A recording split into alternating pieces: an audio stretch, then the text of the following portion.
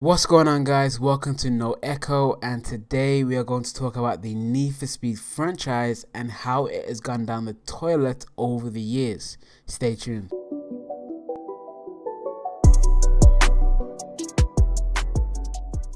So the Need for Speed franchise started to become popular during the underground phase of games, which was a street game, racing game, where you could, change vinyls, unlock different improvements to your car, nitrous, different color schemes, tires, rims, all that good stuff. I played the game back in the day, and it sold 15 million units.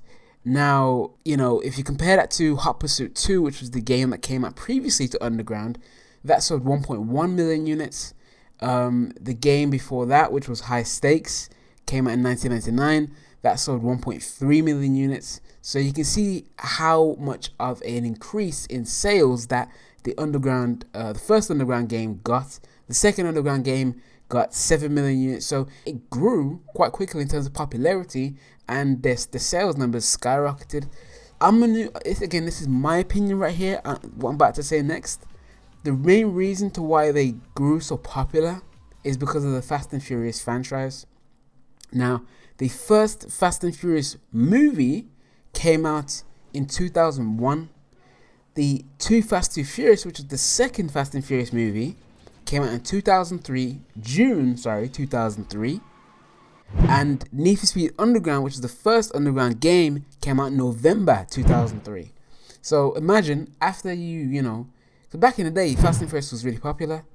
After you watch Fast and Furious the movie, you're hyped about the different cars, the racing, all that kind of stuff.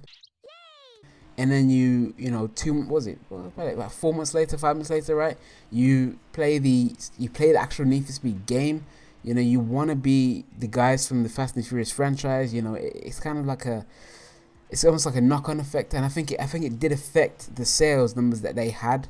Maybe that was planned, I don't know. But regardless of that, though, I think that's the reason why they became so popular. And to be fair, it's not like a typical game that is created off the back of a movie.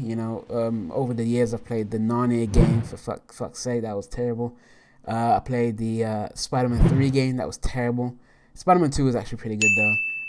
But it wasn't a game specifically created for Fast and Furious in terms of the marketing side of things. It did really well, and I loved the game back in the day. It did really well. Now, it's interesting because the Fast and Furious franchise over the past few years has not really been about customizing cars and nitrous and vinyls and rims and different friggin' stuff you can put on your car. It's more been about the action, which is fair enough, I suppose, and that may have something to do with the reason why Need for Speed, the franchise, has kind of dipped down in terms of popularity. I mean, I haven't played a Need for Speed game since Need for Speed Undercover, which came out on Xbox 360. So it's been a while, and I think it's hurt the franchise, in my opinion. Now, as the popularity decreased for Need for Speed over the years, its last game came out in 2017, and that was called Need for Speed Payback. In its first week, it only sold 462,000. Now, if you compare that for the last Need for Speed title, which came out in 2015, that sold 672,000. And the ratings for Need for Speed Payback weren't well received either. On Metacritic, it got a score of 61, and the user score on Metacritic was 4.2. Now, the main reasons for this are a few reasons. Now, the main reason actually is to do with EA. EA over the years have become less and less trusted due to their treatment of their fans from FIFA to Madden to Battlefront, Battlefield, and even the new game, Anthem, which came out this year or last year. I even forget now, man. Jesus. Now, as EA becomes less trusted and less liked, since the Need for Speed popularity is already decreasing, it's not going to be good for the game's release, and that ended up in its first week sales dropping considerably since its previous title. It also did come with some gameplay issues, not necessarily glitches, but more decisions that the development team made. You look at things like being able to see the actual suspension in the car and the seeing the hood in the car and the engine and the or the exhaust and all that stuff, and replacing that with just cards that had stats on them of different bullshit realistically. Uh-oh. What is this? Speed cards improve car performance. Earn speed cards. But how do cards improve performance? Draw a speed card. No! No! No! No! No! No! No! And it was a really crap. And obviously, as you can imagine, for a game that's dependent on customization, to take away being able to visually see improvements to your car for cards, you can imagine why it wouldn't be well received. Yeah. Fuck this game. I'm out.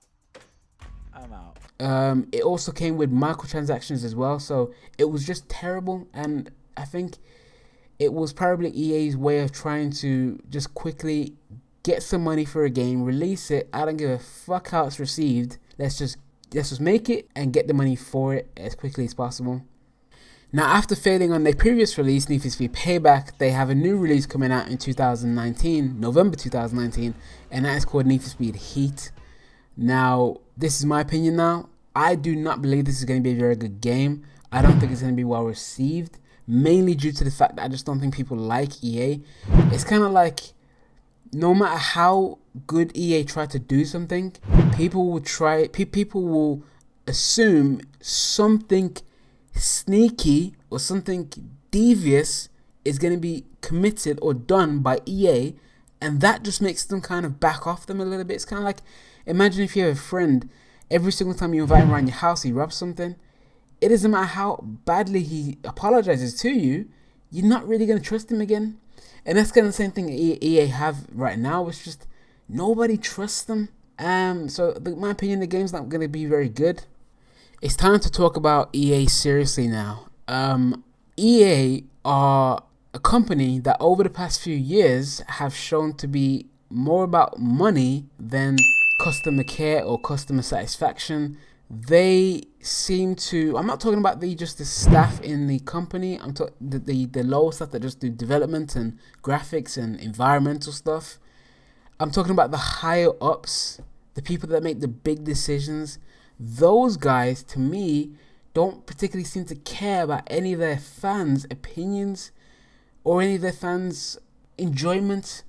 It seems to me that they are strictly on a money crave.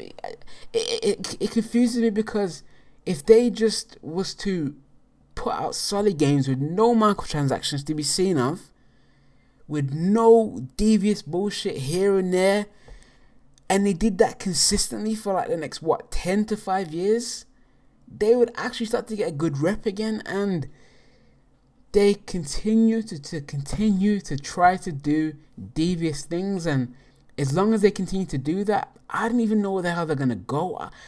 Do I see them surviving for the next 10 years, 20 years? I don't know. It's hard to say with EA, to be honest with you, because how long can they continue to just cheat their customers and abuse their customers and abuse their fan base on multiple different levels?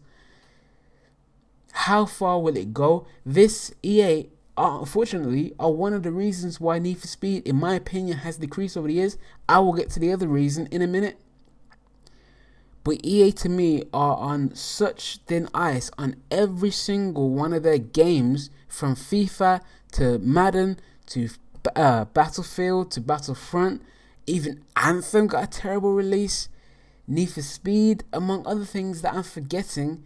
The reality is that they are a terrible company that, in terms of customer satisfaction being on their list, I don't even think it's like top 10.